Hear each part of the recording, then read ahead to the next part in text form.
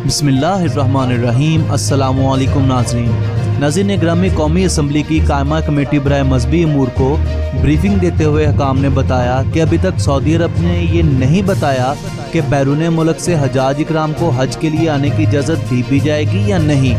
अगर बैरून मुल्क से हजाज को इजाज़त मिली तो पाकिस्तान से जाने वाले एक हाजी का 8 से 10 लाख रुपया खर्चा आएगा। जी हाँ नाज़रीन ग्रामी, वजारत मजहबी अमूर के हकाम ने वाज़िया कर दिया है कि अगर सऊदी अरब ने गैर मुल्कियों को हज की इजाज़त दी तो इस साल पाकिस्तानी हजाज का 8 से 10 लाख रुपया फ़ी आदमी खर्चा आएगा।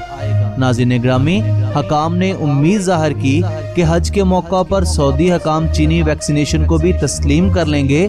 ख्याल रहे कि सऊदी अरब की जानब से चीनी वैक्सीनेशन लगवाने वाले अफराद को ताहाल मुमलकत में दाखिले की इजाज़त नहीं दी जा रही। पाकिस्तान में शहरियों को सबसे ज़्यादा चीनी वैक्सीनेशन ही लगाई जा रही है। अगर सऊदी अरब ने चीनी वैक्सीनेशन को तस्लीम ना किया तो पाकिस्तानी हजाज इकराम के लिए मसाइल पैदा हो सकते हैं।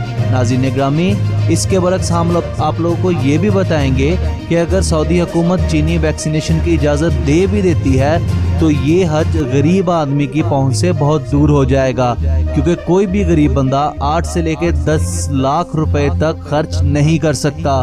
नाज़रीन ग्रामी, आप सब लोगों से ये गुजारिश करता हूँ कि प्लीज़ आप अपनी राय हमें कमेंट्स बॉक्स में ज़रूर बताएं कि पाकिस्तान के वज़ीर मजहबी अमूर ने इतने ज़्यादा अखराजात क्यों बताए और पाकिस्तानी गवर्नमेंट को इसके लिए कुछ करना चाहिए या नहीं।